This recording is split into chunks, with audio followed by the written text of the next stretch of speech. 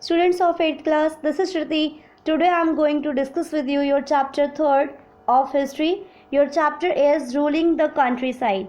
Okay, this is part 4th video. You have to watch this video very carefully. I'll start your chapter from new topic. Your topic is the problem with niche cultivation. Okay, you will find here indigo could be cultivated only fertile lands, and these were all already densely populated.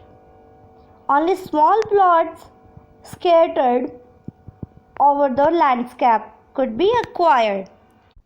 Okay, that means you need fertile land. Okay, fertile land for the production of indigo. Okay, fertile land is necessary for production of indigo. Niche cultivation on a large scale also required many plough and bullocks. 1 bigha of indigo cultivation required 2 ploughs. Now bigha you can understand in this the form a unit of measurement of land. Okay, is called bigha. Okay, 1 bigha of indigo cultivation required 2 ploughs. That means if you have 1000 bigha for indigo, that means you need 2000 ploughs. Okay, for the crop. Okay, for the production, for the ploughing. Okay, the late 19th century planters were therefore reluctant to expand the area under niche cultivations. Okay, now you will have here the next system of indigo cultivations.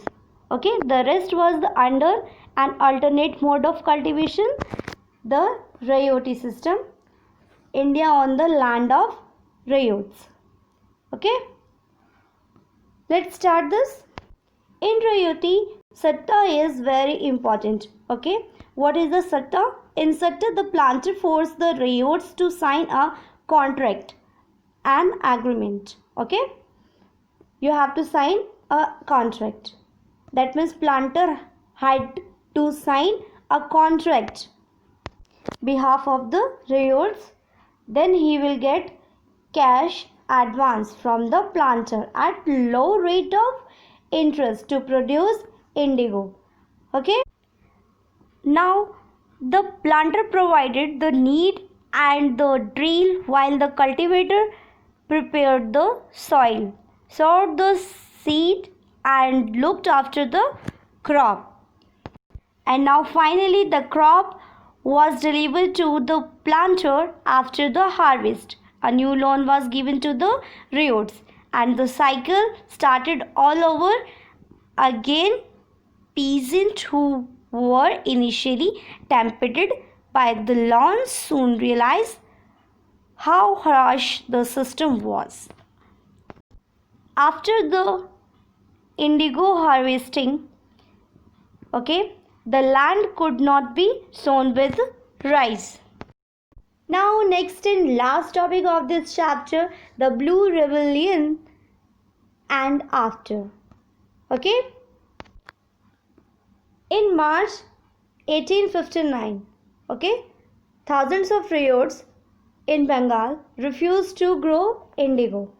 Okay, refused to grow indigo. As the rebellion spread, Rayots refused to pay rent to the planter and attacked indigo factories armed with sword and spears, bows and arrows also. This is the first revolt against the indigo.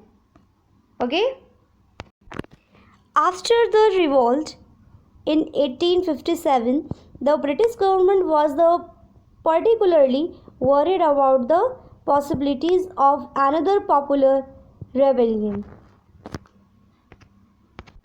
In the reports, you will find here Indigo riots felt that they had the support of the local zamindar and village headmen. As the rebellion spread, intellectuals from Calcutta rushed to the Indigo districts. They wrote of the mystery of the riots. Mahatma Gandhi's visit in 1917 marked the beginning of the Champaran movement against the indigo planters. Okay? And Champaran situated in Bihar. Champaran movement is very famous movement. Okay? You should read about it. Okay, now your chapter has done. Now you have to try to solve your exercises questions. Okay? Now stay home, stay safe, take care.